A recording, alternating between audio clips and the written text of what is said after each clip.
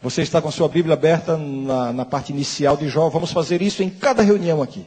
Os primeiros 2 capítulos. E vamos trabalhar apenas nesta parte introdutória do livro de Jó, capítulos 1 e 2. Vamos ler novamente o texto que começamos a ler ontem.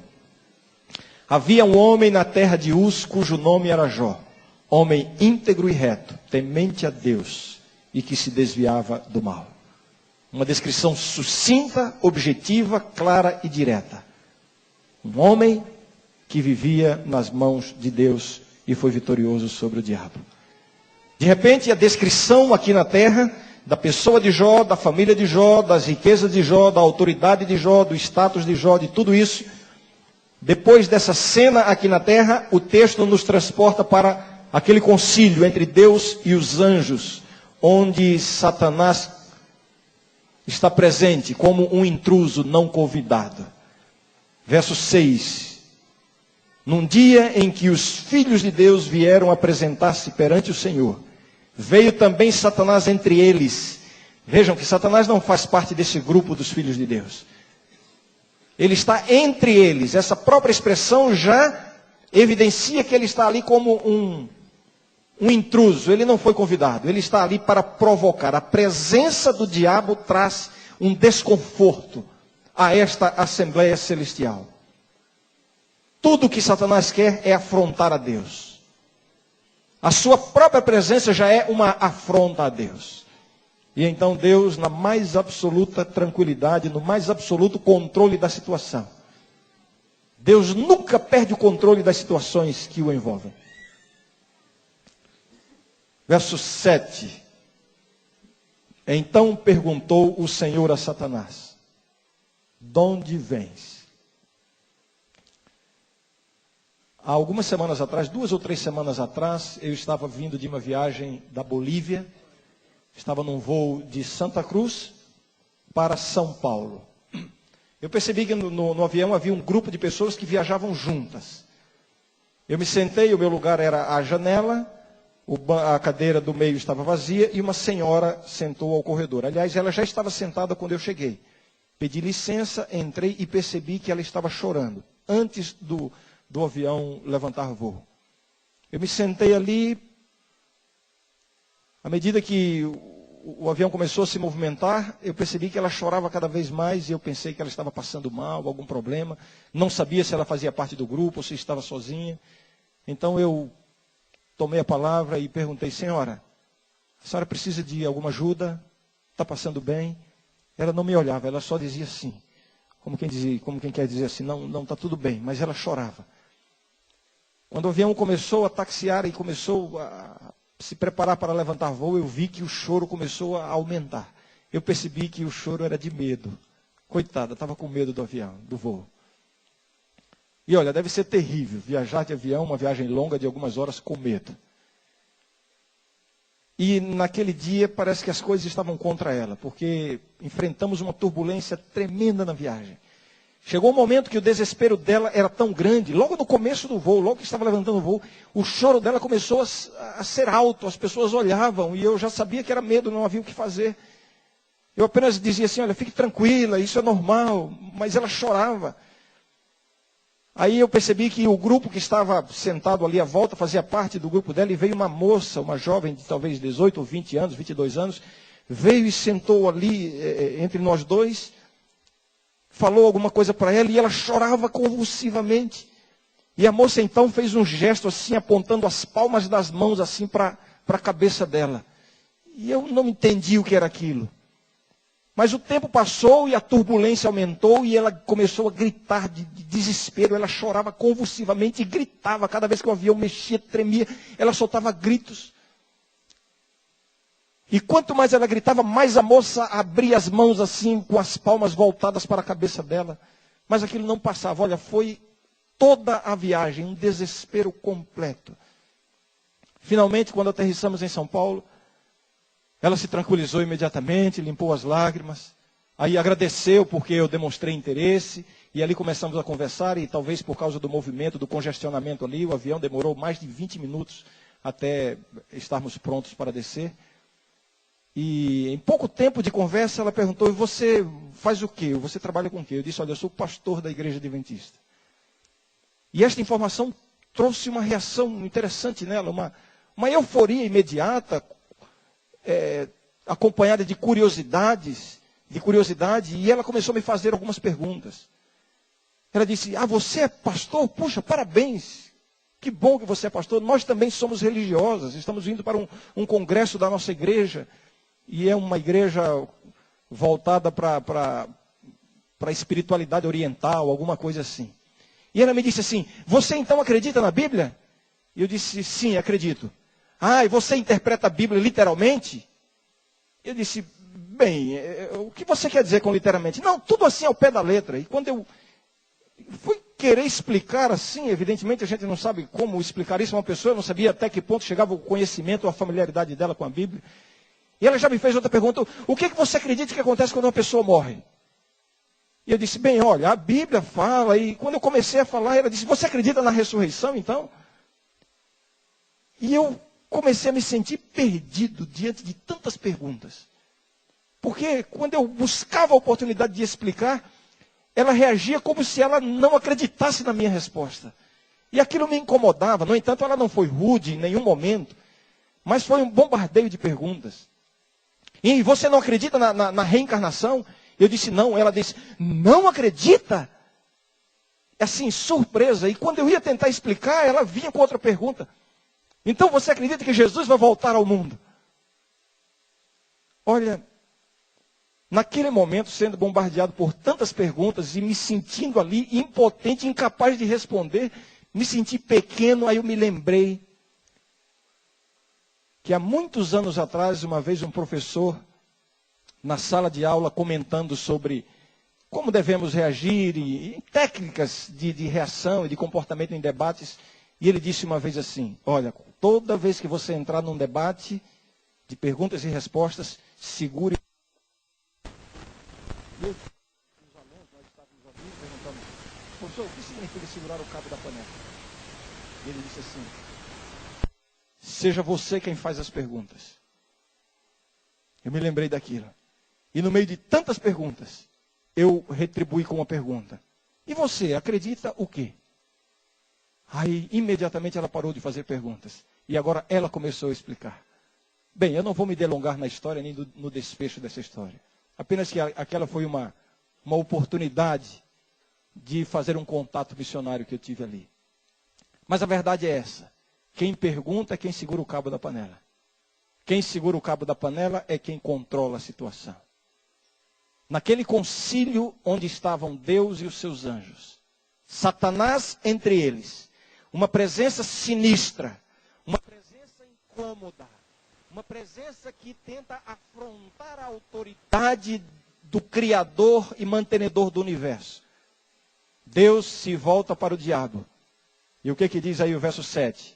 Então perguntou o Senhor a Satanás. Quem é que pergunta aqui na história? Quem é que pergunta? Quem é que está no controle da situação?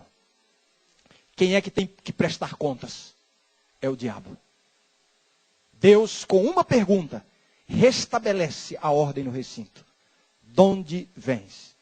Satanás respondeu ao Senhor e disse: de rodear e passear por ela. De rodear a terra e passear por ela. Perguntou ainda o Senhor a Satanás.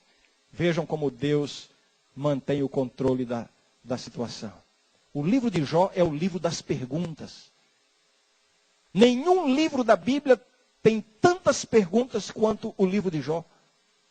A primeira pergunta que está no livro de Jó é exatamente a pergunta de Deus: de onde vens? Satanás responde e Deus pergunta novamente no verso 8: observaste o meu servo Jó? Mais uma pergunta.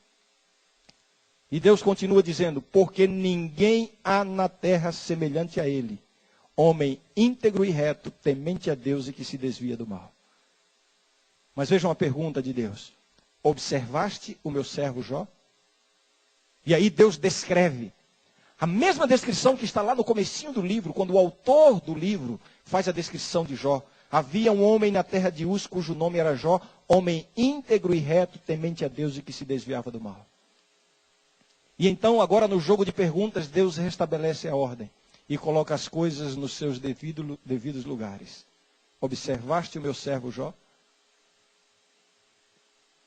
Esta palavra observar, ela tem um sentido militar aqui, a palavra, o termo original. Esta palavra é usada para descrever no mundo antigo, quando um exército inimigo cercava uma cidade, normalmente as cidades eram muradas, e então ficava esperando uma oportunidade para invadir a cidade. E a palavra que descreve essa espera é observar. O exército invasor ficava ali observando. Observar significa o quê? Procurar uma brecha. Observar para encontrar uma fragilidade, um ponto vulnerável. Observar é isso. Uma oportunidade para entrar e derrotar e destruir quem está dentro.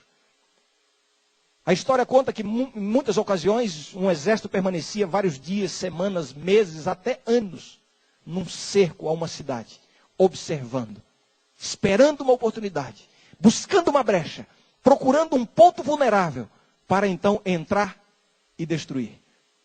E é nesse sentido que Deus pergunta a Satanás: observaste meu servo Jó? E vejam que na resposta de Satanás, ele admite implicitamente que observou. Ele não nega que observou. Ele admite que observou. Deus está perguntando a Satanás: você procurou um ponto frágil em meu servo Jó? Você observou a Jó? Você procurou uma brecha para entrar na vida dele? Você procurou algum ponto vulnerável, onde você pudesse, através do qual você pudesse derrotá-lo? E Satanás, implicitamente, é obrigado a admitir que procurou em Jó uma brecha, um ponto vulnerável, uma oportunidade, uma fragilidade para entrar e derrotar, mas não encontrou. O diabo não encontrou isso. E quando Deus faz a pergunta, Deus já responde a razão pela qual o diabo não encontrou nenhuma brecha na vida de Jó.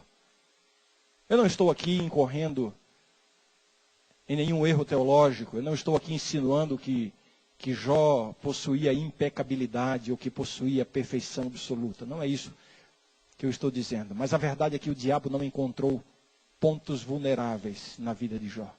E Deus dá a razão ou as razões para isso. Observaste o meu servo Jó? Porque ninguém há na terra semelhante a ele. Homem íntegro e reto, temente a Deus e que se desvia do mal. Aí o diabo agora. Então respondeu o Senhor, Satanás ao Senhor: porventura Jó debalde teme a Deus? Vejam que Satanás tenta recuperar o cabo da panela. Ele devolve agora o controle da situação tido por Deus. Ele tenta tomar o cabo da panela e ele responde com uma pergunta: porventura Jó debalde teme a Deus? E aí o que vem a seguir, percebe-se que Satanás insinua que Jó era temente a Deus, porque Deus o recompensava por isso. Satanás, levanta um questionamento sobre a integridade de Jó. Mas antes de questionar a integridade de Jó, Satanás está questionando a integridade do próprio Deus. É como se ele estivesse dizendo: vocês dois têm um jogo de interesses. É verdade, eu procurei, eu observei, não encontrei nada onde eu pudesse atacar. Um homem íntegro, reto, temente a Deus e que se desvia do mal. Mas também, com tanta bênção assim, ele recebe tanta coisa. Olha como ele é bem pago para te servir. Vejam como este inimigo é atrevido. E aí se desenrola então a história. Deus permite que Satanás venha e tire as bênçãos de Deus na vida de Jó. E ainda assim Jó permanece fiel. E aí vem o capítulo 2. Num dia em que os filhos de Deus vieram apresentar-se perante o Senhor, veio também Satanás entre eles apresentar-se perante o Senhor. Novamente, Numa outra reunião desse concílio celestial, ali está Satanás sem ser convidado. E mais uma vez, Deus assume o controle da situação. Então o Senhor disse a Satanás: de onde vens? E a história se desenrola. Mais uma vez, no verso 3 agora, perguntou o Senhor a Satanás: observaste o meu servo Jó? Porque ninguém há na terra semelhante a ele, homem íntegro e reto, temente a Deus e que se desvia do mal. Ele conserva a sua integridade, embora me incitasses contra ele para o consumir sem causa. E aí Satanás uma vez mais desafia Deus. Ah, ele é fiel, é verdade. Ele é temente a Deus, mas ele tem saúde, pele por pele, e o que o homem tem dará por sua vida. E aí Deus permite que Satanás venha a Jó, toca na sua saúde, e ainda assim, Jó permanece fiel a Deus. E aí o que acontece com esse confronto entre Deus e Satanás? Deus sai vitorioso. Satanás desaparece da cena. Esta é a última vez que Satanás aparece aqui na história do livro de Jó. Ele some, não existe mais a presença de Satanás em todo o restante do livro, os 42 capítulos. Um inimigo que foi derrotado. Derrotado por Deus na pessoa de Jó. Jó, um troféu na mão de Deus. Agora, qual o grande segredo da vitória na vida de Jó? Observaste o meu servo Jó, homem íntegro e reto, temente a Deus e que se desvia do mal. Na reunião de ontem nós vimos íntegro e reto. Retidão, uma referência ao comportamento. Integridade, uma referência à condição do coração. Jó era reto em sua vida, em seu comportamento, porque por dentro ele era íntegro diante de Deus. A retidão no comportamento é o resultado da integridade interior. Assim era Jó. Íntegro e reto, uma referência ao caráter de Jó. E agora, temente a Deus e que se desvia do mal, uma referência à devoção religiosa de Jó. Primeiro o caráter, depois a religião. Não porque o caráter seja mais importante, mas aqui está da causa para o efeito. Por causa da sua religião, a causa, ele tinha um coração íntegro e um comportamento reto. Agora, o que significa dizer temente a Deus e que se desvia do mal? O que significa isso? Qual é a lição que Jó nos ensina para nós hoje, através desse seu exemplo de ser um homem temente a Deus que se desvia do mal? Temer a Deus. Eu não quero me aprofundar muito nisso aqui, creio que não seja necessário. Temer a Deus não significa ter medo de Deus. Não é o temor que amedronta, que assusta, não. Temor a Deus é aquele sentimento de reverência. Aquela reverência pela consciência de estar constantemente na presença de Deus. É o temor de Deus. A Bíblia diz que o temor do Senhor é o princípio da sabedoria. Não é o sentimento do escravo para com o seu amo, o sentimento daquele que obedece para não ser castigado. Não é este o temor de Deus. É o sentimento do filho para com o pai. O filho que admira o pai. O filho que respeita o pai. O filho que ama o pai. E por admirá-lo, por respeitá-lo, por amá-lo, lhe obedece. Temente a Deus e que se desvia do mal. Ele se desvia do mal porque é temente a Deus. Mais uma vez aqui, no primeiro par de características, íntegro e reto. Íntegro, a integridade interior. Reto, a integridade que se manifesta no comportamento. Agora, temente a Deus e que se desvia do mal. Temente a Deus é a causa. Ele se desvia do mal porque teme a Deus. Temer a Deus em primeiro lugar. A grande motivação para nos desviarmos do mal é desenvolvermos o verdadeiro temor do Senhor em nosso coração. Quem não se lembra da experiência de José no Egito? Quando a esposa de Potifar o tentou severamente, que tentação foi aquela para um jovem vigoroso, saudável? Uma mulher que tenta seduzi-lo. E na esfera humana ele não tinha nenhuma razão para deixar de desfrutar daquele momento de prazer. Ele havia sido desprezado, vendido pelos próprios irmãos. Ele estava totalmente isolado da sua família. Ele não tinha nada a perder, digamos assim. No entanto, ele se afugenta da tentação. E qual é o argumento que ele usa? Não é porque ele estava com medo do castigo. Não é porque ele estava com medo de ser surpreendido no erro. O que ele disse foi o seguinte: como poderia eu cometer tamanho mal, tamanho pecado, aos olhos do meu Deus? Quando alguém teme a Deus,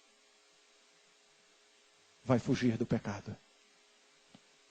Observaste o meu servo Jó? Porque ninguém há na terra semelhante a ele. Homem íntegro e reto, temente a Deus e que se desvia do mal. O que significa desviar-se do mal? Ah, como nós precisamos aprender isso aqui, jovens da minha igreja.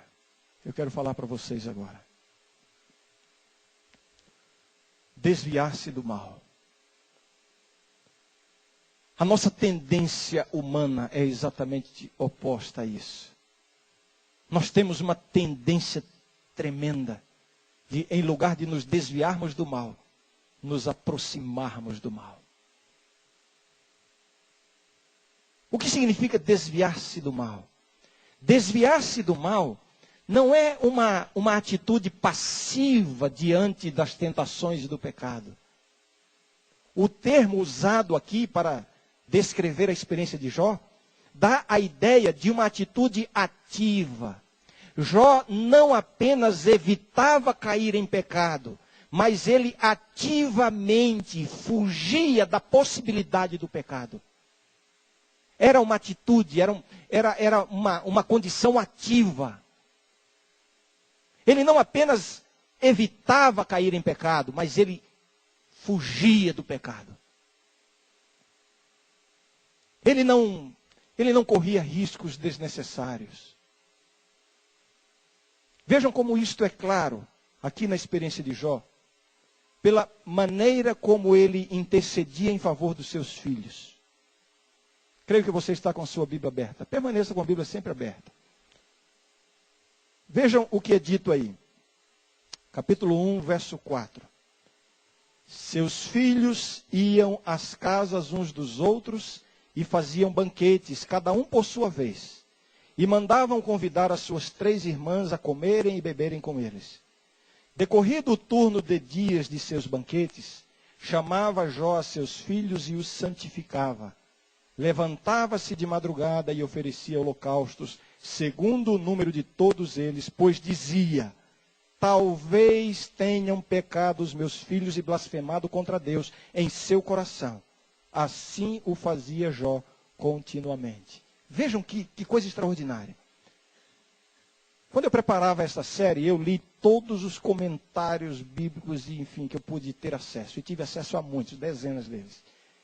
Interessante que alguns comentaristas insinuam que os filhos de Jó tinham uma vida meio devassa. Faziam festas, iam para a orgia e ficavam lá comendo, bebendo. Mas se você olhar o texto com mais atenção, você vai perceber que não. Muito provavelmente, os filhos de Jó eram rapazes, jovens, rapazes e moças consagrados a Deus. Não há nenhuma evidência bíblica de que eles incorriam em pecado nessas reuniões. Porque o texto diz assim: talvez eles tenham pecado em seu coração. Vejam, não há referência. Porque se eles tivessem algum ato pecaminoso, era visível. E seria mencionado. Não há nada visível de pecaminoso no comportamento dos filhos de Jó. Mas Jó pensa na possibilidade de eles haverem pecado onde? No coração. E o texto bíblico diz assim: talvez. E o que é que Jó fazia? Cada vez que terminava uma reunião dessas, Jó lidava com a possibilidade do pecado. Fazia holocaustos perante Deus. Para resolver o problema. Não do pecado. Porque provavelmente não havia pecado. Jó já tentava resolver o problema da possibilidade do pecado. É isto que significa desviar-se do mal. Fugir do mal. Às vezes eu fico preocupado quando pessoas se aproximam de mim e dizem assim: pastor, é pecado fazer isso? Pastor, ir para tal lugar é pecado? Assistir isso ou aquilo é pecado? Usar isso ou aquilo é pecado? Ouvir esse tipo de música é pecado? Esse tipo de pergunta, de questionamento, demonstra, sabe o quê? Que a pessoa quer saber onde é a linha, onde começa o pecado, para se aproximar o máximo possível. Quase sempre é assim que nós agimos. Nós queremos saber o que é pecado, não é para fugirmos do pecado, e sim para nos aproximarmos dele. Queremos saber onde há uma linha de segurança. Bem, o pecado está aqui, então eu vou chegar perto. Eu não quero o pecado. Por isso que eu quero saber onde é a linha. Porque eu não quero o pecado, eu quero apenas me aproximar. Esta é a atitude que nós temos com tanta frequência em nossa vida. Agora você quer aprender uma lição de vitória na sua vida espiritual? Siga o exemplo de Jó. Homem temente a Deus e que se desvia do mal. Em lugar de querer saber o que era pecado para se aproximar o máximo possível, Jó, só em pensar que podia ser pecado, ele já fugia. Aqui está o segredo da sua vitória espiritual diante do diabo. É por isso que Satanás o observou. Procurou um ponto vulnerável. Procurou uma fragilidade. Procurou uma debilidade e não achou. E Deus saiu vitorioso. Porque Jó sabia fugir do pecado. Que perigo é essa atitude de aproximação. É muito enganosa essa atitude. Deixa eu tentar ilustrar isso aqui. Uma ilustração talvez grotesca, mas eu creio que vai ser didático. Digamos que aqui seja a luz, a comunhão com Deus, uma vida de santidade. Você está aqui, querendo uma vida consagrada a Deus em oração, em contato com a palavra de Deus, dedicado à igreja, comunhão com Deus. Você está aqui na luz do Senhor. Esse outro extremo aqui é o lugar das trevas, do pecado aberto, do vício, da depravação. Ora, Deus alcançou você em algum lugar deste mundo e o levou para a sua luz, a luz dele, de Deus. Aqui você está seguro na luz do Senhor. Você não quer ir para as trevas. Agora entenda uma coisa. O caminho da luz de Deus para as trevas não se dá em apenas um passo. Não.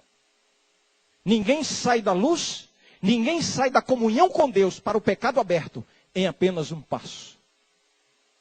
Existe um processo. São vários passos, gradativamente, que vai levando a pessoa a se afastar de Deus, a cair em pecado, a ceder à tentação e finalmente estar em pecado aberto, com a sua comunhão completamente rompida com Deus. Entre a luz da comunhão com Deus e as trevas do pecado aberto, existe uma área intermediária. Não é nem luz e nem são trevas. É uma área, podemos dizer, de penumbra. Não é nem luz, nem são trevas. É a penumbra, é a sombra. É uma área cinzenta. E aí, você está aqui na comunhão com Deus, mas por alguma razão, você quer saber onde é que começa o pecado. Ah, pastor, ir para tal lugar é pecado? Vestir isso é pecado? Ouvir isso é pecado? Falar isso ou aquilo é pecado? Você quer saber onde é que está a linha que separa a comunhão com Deus com o pecado? Para quê? Para se aproximar com segurança. Você não quer entrar no pecado aberto. Você não quer perder a sua comunhão com Deus. Você não quer sair da luz. Você não quer entrar nas trevas. Você só quer, quem sabe, desfrutar até onde for possível.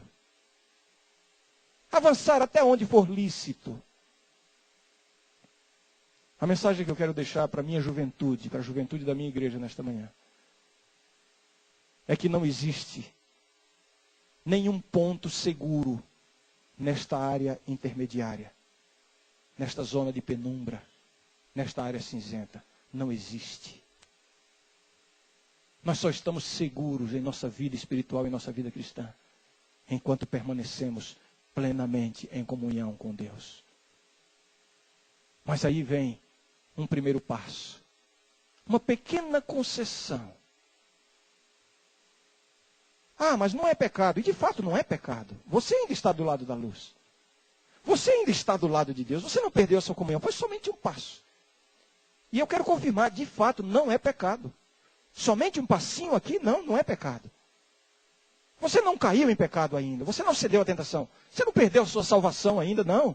É somente um passo. Olha, se não é pecado, se não perdeu a comunhão com Deus, se não comprometeu minha salvação, então qual é o problema? Nenhum. Exceto um. Aliás, só existe um problema. É que quando você dá o primeiro passo, o único problema do primeiro passo, sabe qual é? É que o primeiro passo vai levá-lo ao segundo passo.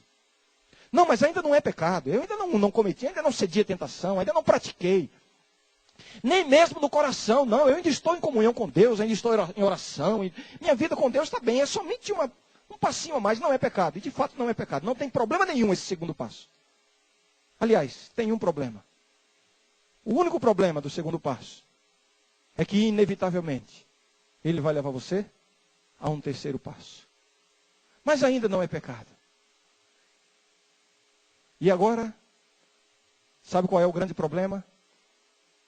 É que uma pequena concessão, cede um pouquinho ali, um passinho a mais, uma aproximaçãozinha, não é pecado ainda, mas à medida que nós nos afastamos da nossa plena e completa comunhão com Deus, nós vamos perdendo o discernimento espiritual.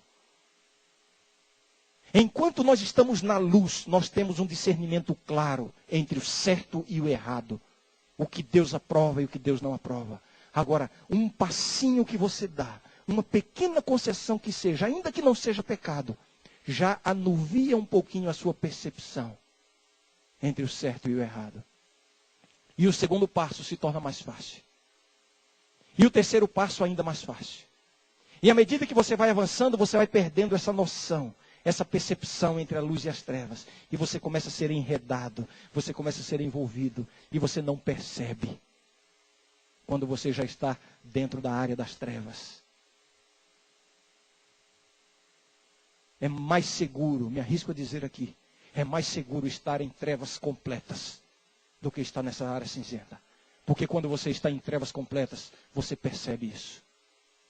E é somente quando você sente essa necessidade de sair daqui que você busca novamente a Deus. Mas enquanto você está nessa zona intermediária, quem sabe um termo bíblico para designar isso seja mornidão. Se perde o discernimento. Observaste o meu servo Jó? Porque ninguém há na terra semelhante a ele. Homem íntegro e reto, temente a Deus e que se desvia do mal. Você conhece a história daquele jovem universitário que quando vai para a universidade aí fora de um ambiente cristão como esse, ele vai cheio de propósito. Eu conheço dezenas, talvez centenas de histórias assim. Ele vai cheio de propósitos santos. Ora, ele teve a oportunidade de ingressar na universidade. E agora ele vai lá para testemunhar do amor de Deus. Ser, quem sabe, um baluarte do criacionismo num ambiente ateu, num ambiente evolucionista. Representar a Deus, e essa é a sua real intenção. E ele começa a sua convivência com pessoas não cristãs. Mas aí, de repente, ele se sente um peixe fora d'água. Ele se sente meio um patinho feio. Porque ele não participa de tudo. Os amigos parecem que o discriminam em certo sentido. E aí ele resolve, quem sabe para conquistar mais a amizade dos outros. Quem sabe para ter uma aproximação maior. A intenção é ter acesso ao coração dos amigos. Aí ele cede um pouquinho. Ele vai para aquela reuniãozinha, para aquela festinha. Ele sabe que o que vai acontecer lá não é coisas para um jovem cristão, mas ele não vai praticar nada disso. Ele vai lá com a melhor intenção de se aproximar, de ter acesso aos corações. E ele faz essa pequena concessão, um primeiro passo.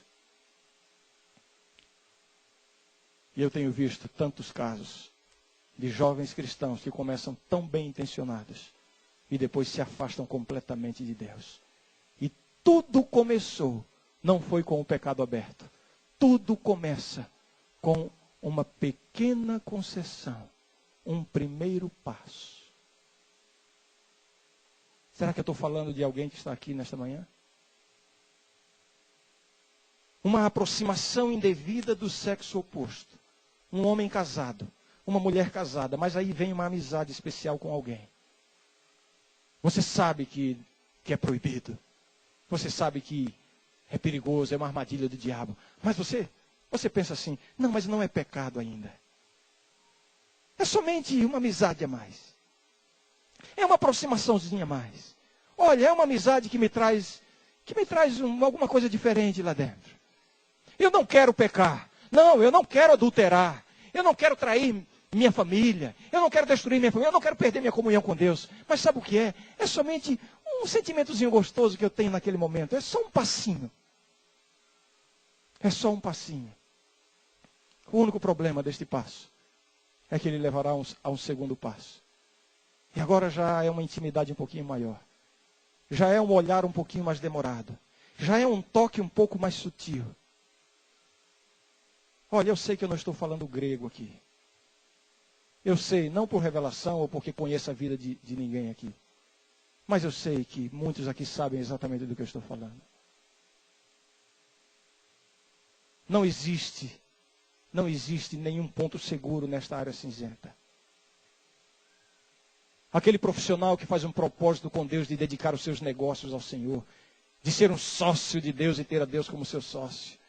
E aí ele começa a gerir os seus negócios, a sua nova empresa, o seu novo trabalho, tudo de acordo com os princípios do céu. Ellen White nos diz que Deus procura homens através dos quais ele possa demonstrar que os princípios do céu são superiores aos princípios da terra. Mas aí vem uma primeira concessão. É uma nota fiscal que não corresponde exatamente à realidade, ou é uma informação que não foi passada claramente para evitar, quem sabe, um prejuízo, ou uma coisinha, olha, não foi pecado, não, eu não enganei, não foi pecado, eu apenas deixei de falar a plena verdade. Não, eu não tive a intenção de cometer o pecado. Não foi pecado. E eu acredito, não é pecado. Não foi nada demais.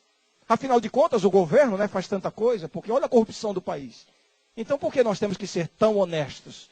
Não, eu não cometi nenhum pecado. Foi só uma pequena concessão. Um primeiro passo. O problema do primeiro passo é que ele leva ao segundo passo. E o segundo ao terceiro. E eu tenho visto tantas histórias que começaram de maneira tão bonita, tão inspiradoras. De filhos de Deus que fizeram uma sociedade com Deus. Uma sociedade de serem fiéis a Deus. De usarem os princípios do céu nos seus negócios. Mas por causa de uma pequena concessão, um primeiro passo, estão completamente afastados dos caminhos de Deus. Observaste o meu servo Jó? Porque ninguém há na terra semelhante a ele. Homem íntegro e reto, temente a Deus, e o quê? Se desvia do mal. Se desvia do mal. Será que eu estou falando com alguém que está vivendo isso aqui nessa manhã? Aquele contato na internet, sabe? A internet é tão útil, né? A gente pode fazer tanto trabalho missionário pela internet. Eu sou um usuário da internet. Mas aí uma nova amizade, um contato, um bate-papo a mais, e aí começa. E olha, você sabe, o Espírito Santo toca no seu coração, quando você percebe que está entrando numa área perigosa. Você sabe do que eu estou falando. Mas aí não é pecado ainda. Não, pastor, não foi pecado ainda, foi somente... Eu só quero desfrutar um pouquinho, eu não quero cometer o pecado. Mas olha, é um primeiro passo. É uma concessão. É uma coisinha a mais. E o único problema é que o primeiro passo leva ao segundo passo. E o segundo passo ao terceiro passo. E você começa a perder a sensibilidade espiritual. Até que você se afunda no pecado aberto. Observaste o meu servo Jó? Será que eu estou falando com alguém que está vivendo isso aqui esta manhã? Aquele jovem casal de namorados. Tantos sonhos de constituir uma família, segundo a orientação de Deus. fazem propósitos maravilhosos, começam um namoro de maneira tão bonita, tão inspiradora, um exemplo para os outros, e é isso que eles querem ser.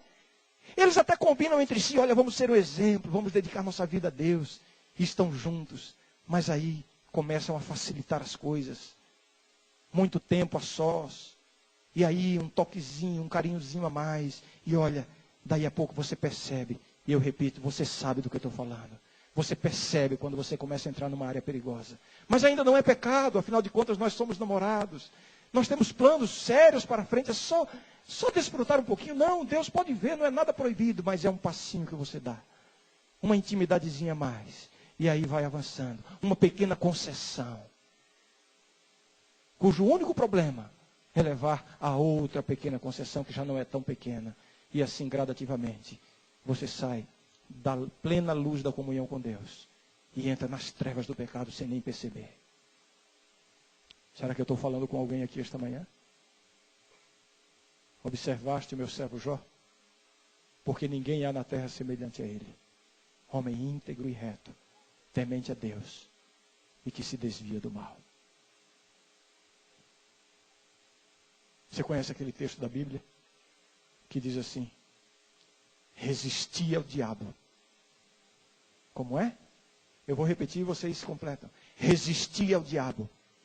Não, você não quer que ele fuja. Resistir ao diabo. Resistir ao diabo. Resistir ao diabo. Um pregador uma vez, para impressionar a sua congregação, em algum momento do seu sermão, ele deu um brado assim: olha, eu quero dizer aqui para todos que eu não tenho medo do diabo. Alguns ficaram impressionados. E o irmãozinho lá no fundo levantou a mão e disse: irmão, que bom que o senhor não tem medo, que bom que o senhor não tem medo do diabo, mas isso não importa muito. O que importa é se o diabo tem medo do senhor. É isso que importa. E sabe de uma coisa, meus queridos? Nós podemos viver de tal modo que é o diabo que vai ter medo de você. É bíblico. Resistir ao diabo e ele fugirá de vós. O Espírito de Profecia, Ellen White, ela tem uma declaração, ela tem várias declarações com o mesmo pensamento. Quero me referir a uma que está no livro Desejado de Todas as Nações, página 131, onde ela diz assim: o diabo treme e foge. Eu vou repetir: o diabo treme e foge diante da mais débil alma. Não está falando nem de mim nem de você, nós somos fracos, mas eu acho que tem gente mais fraca espiritualmente do que nós. O diabo treme e foge diante da mais débil alma que se refugia nesse nome poderoso, o nome do Senhor. Viva de tal maneira que o diabo é quem fuja de você. É o diabo que vai ter medo de você. Mas isso só será possível se você estiver aqui, ó, na luz da comunhão com Deus. Plena comunhão com Deus. Sem nenhuma concessão. Sem nenhum passinho para o lado desta zona cinzenta, desta zona perigosa. Será que eu falei para alguém aqui, nesta manhã? Será que tem alguém aqui que em seu coração está sentindo que as palavras que foram proferidas aqui foram dirigidas de Deus para você? Talvez você tenha dado um passo para esta zona cinzenta. Não foi pecado ainda, nenhum problema, não. Mas foi uma pequena concessão. Quem sabe alguns aqui tenham dado mais de um passo. Talvez alguns aqui já estejam quase enredados pelas artimanhas do diabo. Já não tem mais prazer na oração, na Bíblia. Simplesmente por causa dessas pequenas concessões. Eu quero convidar você a tomar uma decisão de restaurar sua plena comunhão com Deus. A decisão de dizer assim: Senhor Deus, eu quero sair desta zona perigosa e quero restaurar minha plena comunhão contigo. Você não imagina o poder que Deus vai lhe dar se você tomar essa decisão hoje. Mas tem que ser uma decisão sincera. Quem sabe aí na sua mente e no seu coração você já tenha que romper um relacionamento proibido. Você já tem que tomar alguma decisão quanto ao uso do computador, da internet, ou as coisas que você anda vendo e ouvindo. Os lugares que você anda frequentando, as coisas que você anda falando, as coisas que você anda praticando. Que oportunidade Deus está dando para você decidir agora. Decidir renovar a sua vida agora com Ele. se colocando no lado da luz. Jesus vai lhe dar o poder para isso. Para sair desta zona cinzenta, Jesus é a única saída.